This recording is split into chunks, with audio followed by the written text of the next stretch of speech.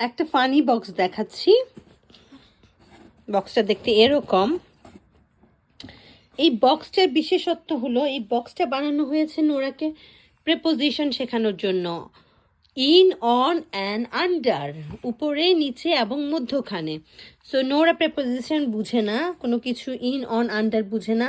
অধিকাংশ অটিস্টিক বাচ্চাই এটাতে অনেক বেশি স্ট্রাগল করে ইন, অন, আন্ডার বুঝতে। সো আমরা ওকে প্রাইমারিলি সামনে পিছনে না বুঝিয়ে ইন, অন, আন্ডার বোঝাবো।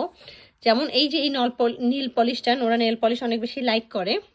সো আমরা নোরাকে শেখাবো put the nail polish on the box, তাহলে সে বক্সের উপরে রাখা শিখলো। Put the nail polish under the box, তাহলে সে বক্সের নিচে রাখা শিখলো, যেখানে একটু জায়গা আছে। বক্সটা এমনভাবে বানানো হয়েছে। আস্তে আস্তে সেটা শেখাবো। তারপর শেখাবো put the nail polish in the box, সে বক্সের ভিতরে নেল পলিশ রাখবে। তো এইটা একদম প্রাথমিক পর্যায়ে বাচ্চাকে শেখানোর জন্য। এইটা যখন সে শিখে যাবে, তারপর আমরা ন্যাচারাল এনভায়রনমেন্টে ওকে শেখাবো কিভাবে একটা জিনিস মধ্যখানে, একটা জিনিস উপরে আর একটা জিনিস নিচে রাখতে হয়। তো প্রাইমারি শেখানোর জন্য এই বক্সটা বানানো হয়েছে।